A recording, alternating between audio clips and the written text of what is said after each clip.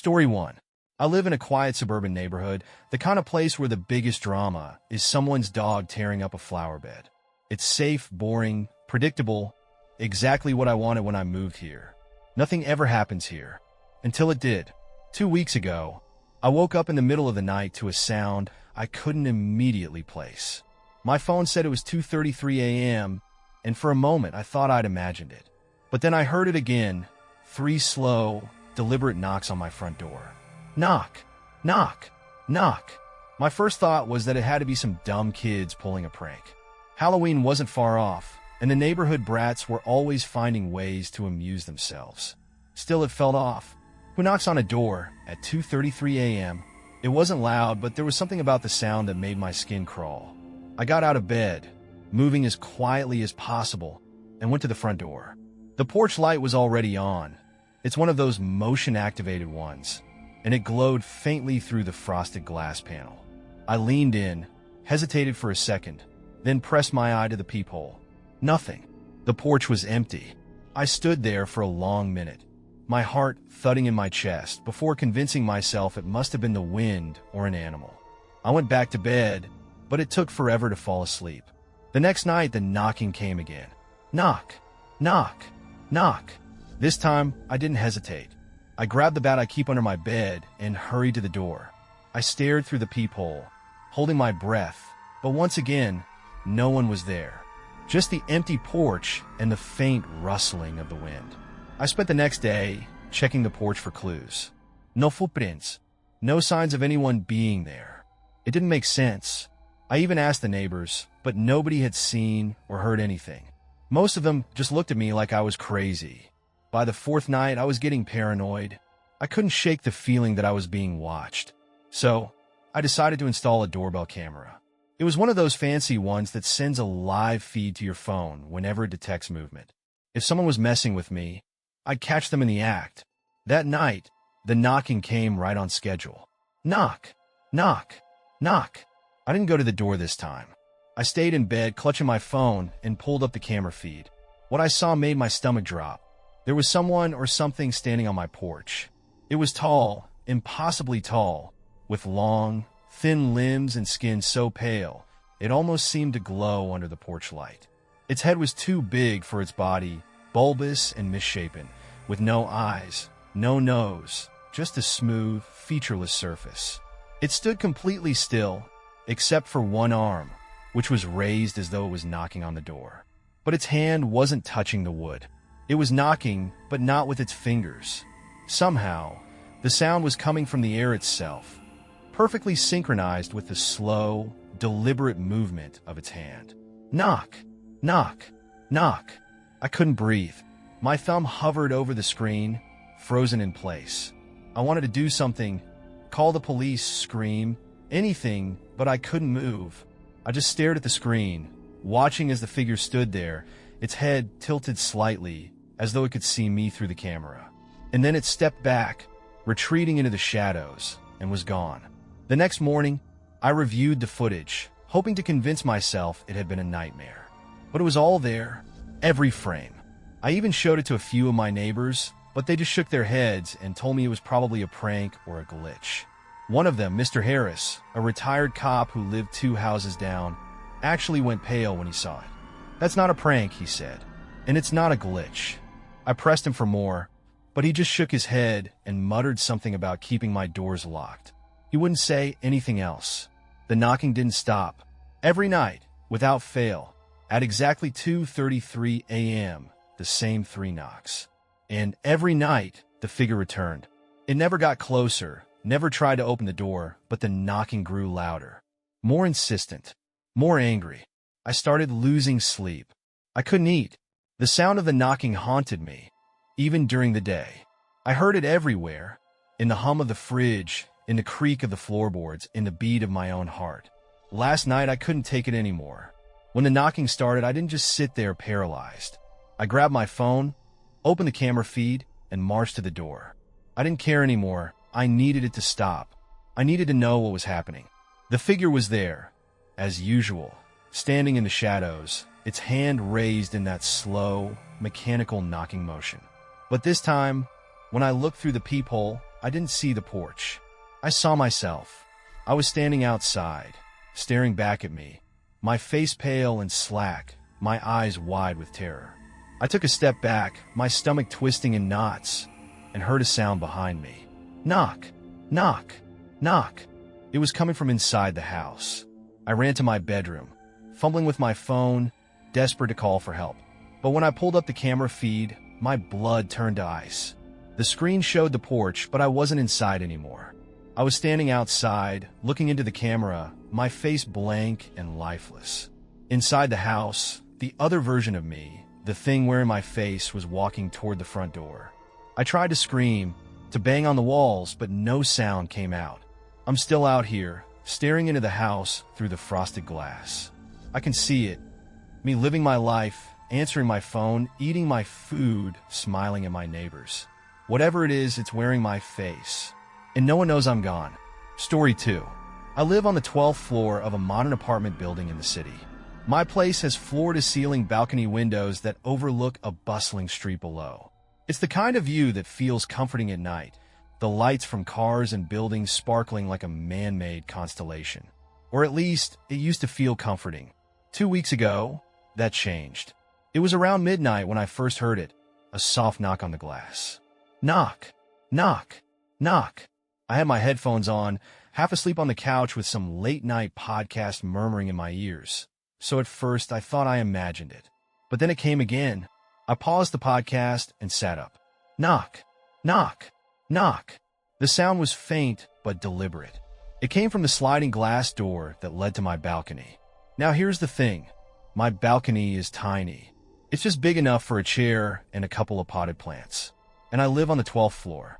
The thought of anyone standing out there, knocking, was absurd. It had to be something else. Maybe the wind rattling the frame, or some loose piece of siding from the building. That's what I told myself as I walked over to the window to check. The lights from the street below cast faint reflections on the glass, but I couldn't see anything out there. I slid the door open an inch, the cool night air hitting my face. Silence. Just the distant hum of traffic. I closed the door and locked it, shaking my head. Stop freaking yourself out, I muttered, heading to bed. The next night, it happened again.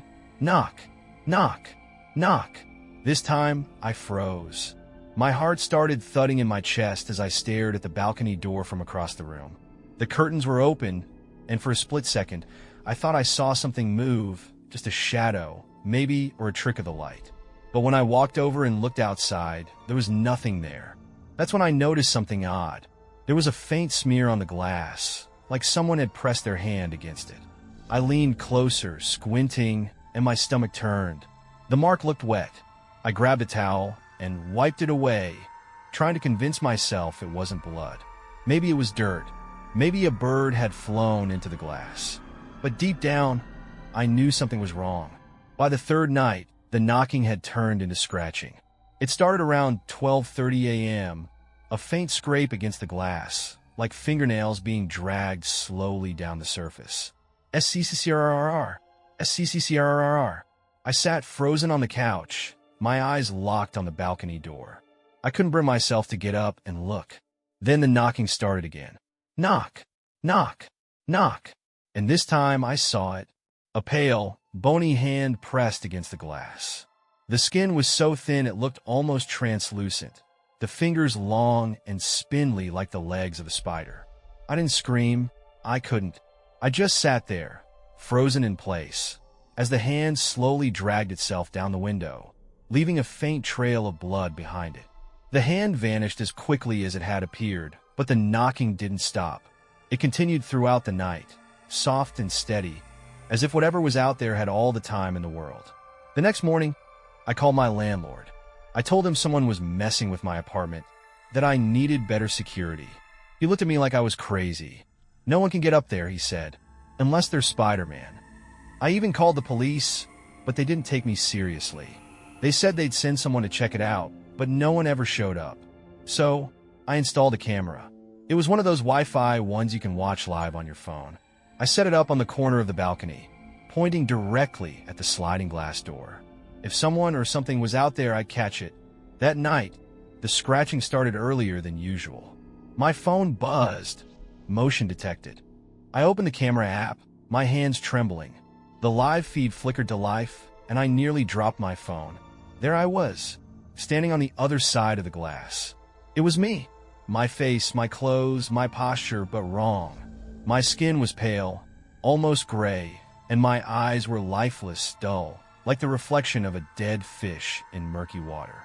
My doppelganger pressed its hands against the glass, its lips moving soundlessly, mouthing words I couldn't hear. I backed away from the door, clutching my phone like a lifeline, as the figure on the other side leaned closer, its breath fogging up the glass. Then, just as suddenly as it had appeared, it was gone. When I checked the feed the next morning, the footage was corrupted. Things got worse after that. I started waking up with scratches on my skin. Long, thin marks that ran down my arms and legs, some of them deep enough to bleed. They matched the trails I'd seen on the glass. I stopped sleeping. I couldn't. Every time I closed my eyes, I dreamed of standing on the balcony, staring at myself through the glass. In the dreams, I was always smiling. The scratching and knocking didn't stop. They grew louder, more frantic, as if whatever was out there was desperate to get in. And then last night, it did. It started with the loudest knock yet. Knock, knock, knock. I ran to the balcony door, my heart racing, and pulled the curtain back. It was there. Not the hand. Not my doppelganger. It was something else. Its face was pale and featureless, except for two enormous, black, empty eyes that seemed to swallow the light. Its body was hunched and twisted, its thin arms ending in jagged claws that scraped against the glass. It knocked again, harder this time, and I heard the glass begin to crack. I stumbled back, my vision swimming with panic. The cracks spread across the surface of the glass like spider webs, and for the first time, I heard it make a sound. A low, guttural growl. I grabbed my phone and dialed 911, but the line went dead before anyone could answer. The glass shattered, and cold air rushed into the room. I don't remember what happened after that. I woke up this morning on the couch, my arms and legs covered in fresh scratches. The balcony door was intact, the glass unbroken, but the camera was gone. And I know it's not over. Tonight it'll come back, and I don't think it'll stop at the glass this time. Story 3. I live in a small, unremarkable apartment complex tucked into the outskirts of the city. It's the kind of place where the walls are thin, the rent is manageable, and you can't sneeze without at least 2 neighbors knowing about it. Everyone here knows each other, at least on a surface level. You pass by the same faces every day, share awkward elevator rides, exchange polite nods in the hall. But nothing ever happens here, or at least nothing used to. It started about a week ago. I was half asleep, lying in bed and scrolling mindlessly through my phone, when I heard it for the first time. Knock, knock, knock. It was slow and rhythmic, just 3 knocks in a steady pattern. I froze, straining to hear. The sound was coming from the hallway, somewhere near my neighbor's apartment. His door, to be specific. Knock, knock, knock. The sound didn't stop. It wasn't frantic or loud, but it was insistent, like whoever was knocking had all the time in the world. I checked the clock on my phone. 3:13 a.m. Why would someone be knocking on a door at this hour? I tried to ignore it and rolled over, but it kept going. After about 15 minutes, it just stopped. No footsteps, no voices, no door opening. Just silence. The next morning, I ran into my neighbor. His name's Greg, on the way to the elevator. Greg's a quiet guy, kind of reclusive but nice enough. I debated bringing up the knocking, but decided against it. He didn't seem like the type to appreciate being grilled about something so trivial. But then it happened again. Knock, knock, knock. The next night, right on schedule, 3 a.m. It was louder this time, and it didn't stop for nearly 2 hours. I sat in bed, my heart pounding, staring at the ceiling. I wanted to go out and check, but something about the sound unsettled me. It was too deliberate, too patient. By the 4th night, I couldn't take it anymore. The knocking was driving me insane. I cornered Greg in the hallway the next morning and asked him point blank if he'd heard it. "What knocking?" he asked, frowning. I blinked. "The knocking on your door. It's been happening every night around 3 a.m. You don't hear it?" He stared at me like I was crazy. "I don't know what you're talking about." No one's been knocking on my door. I would have heard it. I didn't push it, but the look on his face stuck with me. He wasn't lying. He genuinely seemed confused. That's when I got the idea to set up my security camera. It's one of those cheap indoor cameras I bought to keep an eye on my cat while I'm at work. I rigged it up to point at Greg's door, curious to see if I could catch the culprit. That night, I sat in bed, phone in hand, watching the live feed. At exactly 3 a.m., the knocking started. Knock, knock, knock. My heart started racing as I stared at the screen. At first, the hallway was empty, just the pale glow of the emergency light casting long shadows. Then from the edge of the frame, a figure appeared. It was a man, but something was wrong with him. He was tall and thin, his body hunched and twisted, like he'd been folded in on himself. His head was tilted to one side at an unnatural angle, as if his neck was broken. He wore a dark, ragged suit, the fabric hanging loosely on his bony frame. The man shuffled up to Greg's door and raised his hand. Knock, knock, knock. He didn't stop. His hand moved in a slow, mechanical rhythm, knocking 3 times, then pausing for a moment, then knocking again. I watched in horrified silence, my fingers trembling as I held my phone. Greg's door never opened. The man just stood there, knocking for hours. And then, just as suddenly as he'd appeared, he turned and shuffled back down the hallway, disappearing into the shadows. The next morning, Greg was gone. His apartment was completely empty. Not just empty, vacant. The furniture, the photos on the wall, the rug in the entryway, all gone. It was like he'd never lived there. I asked the landlord about it, but he just shrugged. Greg moved out a few days ago, he said, as if it were the most normal thing in the world. A chill ran down my spine. Greg had been there yesterday. I'd spoken to him. That night, the knocking moved to my door.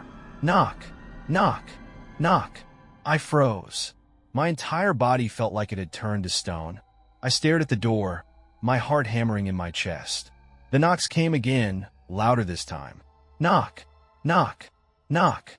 I grabbed my phone and opened the camera feed. There he was, the same man. His head still tilted at that impossible angle, his body hunched and twisted. He stood in front of my door, his hand raised, knocking in that same slow, deliberate rhythm. I watched in horror as he leaned closer to the camera. His face was pale and expressionless, his eyes sunken and empty, like 2 dark holes. He tilted his head further, as if he were listening for something. Knock, knock, knock. The feed glitched for a moment, and when it cleared, I saw something that made my blood run cold. I was standing on the other side of the door. Not the mammy, my face, my body, my clothes. I was standing there, staring at the camera, my face blank and lifeless. And then I opened the door. The footage didn't make sense. I hadn't opened the door. I was still in my apartment, phone in hand, watching the feed. But as I sat there, frozen in fear, I heard it. The creak of the hinges. I turned slowly, my breath caught in my throat. The front door was open, and I wasn't alone. Story 4. I inherited my grandfather's cabin about 3 months ago. It's deep in the woods, way off the grid, the kind of place you'd see in a postcard or a horror movie, depending on how you look at it. I hadn't been there since I was a kid, but I remembered it being cozy in that rustic, middle-of-nowhere kind of way. It had a fireplace, creaky wooden floors, and the faint smell of pine and old books. After Grandpa passed, no one in the family wanted the place, so it fell to me. I figured I could spend a few nights there, clean it up, and maybe even use it as a weekend getaway. The idea of being completely alone out in the woods was appealing, especially after years of city noise. I didn't realize how wrong I was. The first night was fine. I arrived in the late afternoon and spent a few hours dusting off the cobwebs, airing out the place, and stacking firewood. The cabin had no electricity, so once the sun went down, I lit a few oil lamps and let the fireplace crackle in the background. It was quiet, eerily quiet, but I didn't mind. Around midnight, just as I was starting to drift off in the old armchair by the fire, I heard it. Knock, knock, knock. I sat up straight, my heart immediately racing. The sound was coming from the front door. At first, I told myself it had to be my imagination. The wind, maybe, or a tree branch brushing against the cabin. But then it came again, slow and deliberate. Knock, knock, knock. The thing is, the cabin is miles away from the nearest neighbor. There's no cell reception, no roads nearby, and no reason for anyone to be out there at midnight. My first instinct was to grab the fire poker and head for the door, but something stopped me. I sat frozen in my chair, staring at the door, waiting for, I don't know what. After a few minutes, the knocking stopped. I stayed up for the rest of the night, too paranoid to sleep. The next morning, I worked up the nerve to open the door. The clearing outside the cabin was empty, just a blanket of dewy grass and a few scattered leaves. But then I saw them, footprints. They were dirty and barefoot, trailing away from the porch and into the woods. The prints were deep, as if whoever or whatever had made them was heavy. And there was something else. The footprints were wrong. The toes were too long, the arch too flat, like they didn't belong to a person. I spent the day convincing myself it had to be a bear or some other animal. I wanted to leave, but I told myself I was overreacting. It's an old cabin in the middle of nowhere. Of course there were going to be strange noises. That night, the knocking came back. Knock, knock, knock. It was louder this time. I grabbed my flashlight and crept toward the door, my hands shaking. Hello, I called out. My voice sounded small and ridiculous in the dark. No answer. I waited, my heart pounding, before finally swinging the door open. The porch was empty again, the woods beyond silent and still. I slammed the door and locked it, dragging one of Grandpa's old chairs in front of it for good measure. The next morning, I found another set of footprints, fresh ones, leading up to the porch but never away from it. It was like whatever was knocking had just disappeared.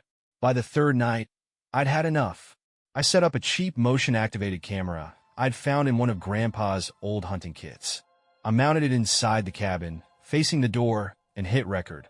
I needed to know what was happening, even if I wasn't sure I wanted to see it. That night, the knocking started even earlier, around 11 p.m. Knock, knock, knock. I stayed in the chair by the fireplace, staring at the door, gripping the fire poker, so tightly my knuckles turned white. I didn't move, didn't make a sound. The knocking went on for hours, loud and deliberate, the door frame trembling with every strike. The next morning, I reviewed the footage. At first, there was nothing, just the empty porch, the faint glow of moonlight spilling through the window. But then, the door began to move. It shook violently, as if something massive was slamming into it. The wood bent inward, groaning under the strain, the hinges rattling like they were about to snap. But there was no one there. The door continued to shudder and bend, as though it were being crushed by invisible hands. The footage ended abruptly, the screen going black. I wanted to leave. I should have left. But I stayed, telling myself it was just one more night, just one more chance to figure out what was going on. The fourth night was the worst. The knocking started around 10 p.m., louder than ever. Knock, knock, knock. The sound was deafening, like someone was pounding on the door with a battering ram. I couldn't take it anymore. Grabbing a flashlight, I flung the door open and sprinted into the woods, my breath coming in ragged gasps. The trees closed in around me, the darkness swallowing the light from the cabin. I ran until my legs burned, not stopping until the knocking was nothing more than a distant echo. When I finally turned back toward the cabin, I froze. The door was open. The warm glow of the fireplace flickered inside, casting shadows on the walls. Something was standing just beyond the threshold, a tall, thin figure, its face hidden in the dark. It reached out and pulled the door shut, slowly, deliberately. I wanted to scream, but no sound came out. I've been wandering the woods ever since, trying to find my way back. But the trees don't end. Every path leads me deeper into the forest, the shadows growing longer, the air colder. And at night, I hear it knock, knock, knock. It's coming from somewhere ahead of me now, like it's leading me. And I'm afraid of what will happen when I finally catch up. Story 5. It was just a normal Friday night. I'd finished work late, microwaved some leftovers, and settled into the couch to binge a few episodes of some mindless Netflix show. Outside, the crickets were loud in the still night air, and the only light came from my TV and the faint glow of the porch light filtering through the curtains. I live alone way out in the country. It's peaceful, mostly. Sometimes it gets a little too quiet out here, though. Nights like tonight, when the silence feels heavy, like it's pressing against the walls of the house, I start to notice every creak, every rustle of the wind. And then came the knock. Knock, knock. It was soft, hesitant, as if whoever was out there wasn't sure they wanted me to hear it. My first thought was that it had to be an animal, a raccoon maybe, or a stray dog pawing at the door. But when it came again, louder this time, I felt a chill creep up my spine. I grabbed my phone and opened the app for the doorbell camera. The live feed flickered to life, showing the familiar view of my front porch. For a moment, I thought it was empty, but then I saw it, a black box. It was sitting in the center of the porch, perfectly square, no larger than a shoebox. I stared at the screen, my heart thudding in my chest. Who leaves a package in the middle of nowhere at night? There wasn't even a delivery truck nearby. No tire tracks in the gravel driveway. Knock, knock, knock. The sound made me jump. It was definitely coming from the front door now, even though the box on the feed hadn't moved. My stomach twisted. I wasn't about to open the door, not this late and not for something so strange. I turned off the TV and sat in silence, listening. After a few minutes, the knocking stopped. I checked the camera again, and the box was still there, perfectly still, perfectly black. But something was wrong. It was closer to the door. I stared at the screen, my pulse quickening. I was sure it hadn't been that close before. It was now almost at the welcome mat, right in front of the door. And yet, the footage didn't show anyone moving it. I locked the door, just in case, and went to bed, though I barely slept. The next morning, I opened the door to check. The porch was empty. No box, no footprints, no sign that anything had been there at all. I convinced myself I'd imagined it. Maybe I'd just been overworked, too tired, and my brain was playing tricks on me. But that night, the knocking came back. Knock, knock, knock. I was in the kitchen this time, putting away dishes, and the sound froze me in place. My hands trembled as I pulled out my phone and opened the camera feed. The black box was back. This time, it was sitting directly on the welcome mat, right in front of the door. My heart was pounding so loudly, I could barely hear anything else. I stared at the screen, willing it to move, to explain itself, to do something. The knocking grew louder. Knock, knock, knock. And then I heard it, something else, a faint scuffling sound like footsteps. But it wasn't coming from the porch. It was coming from inside the house. I spun around, my breath catching in my throat, but the room was empty. The lights flickered just once, and the whole house felt colder. When I checked the feed again, the box wasn't on the porch anymore.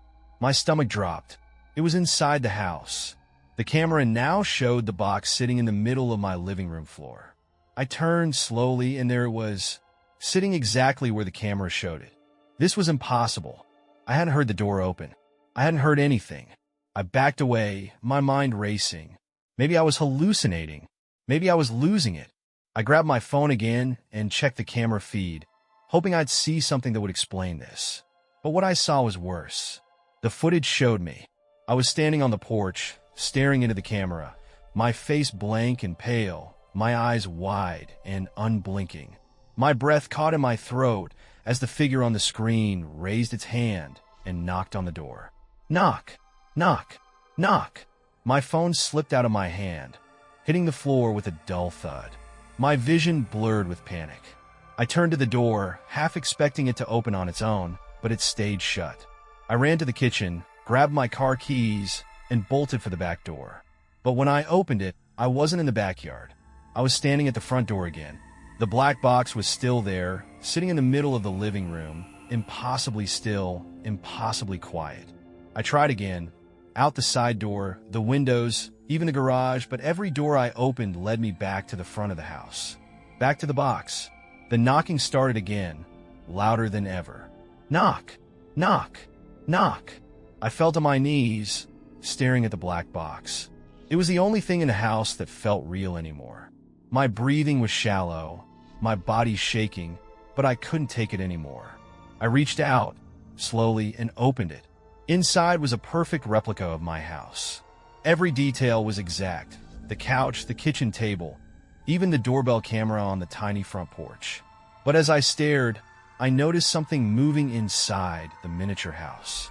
It was me. A tiny version of me stepped out of the tiny front door, turned toward me, and waved. Its face stretched into a wide, unnatural grin. I barely had time to react before I felt it, a hand on my shoulder. I turned, and the world went dark. I don't know where I am now. The house feels the same, but everything's off. The mirrors don't show my reflection anymore. The lights flicker constantly. And at night, when I check the doorbell camera, I see the black box sitting on the porch again. This time, though, it's open, and I think something's inside. It's waiting.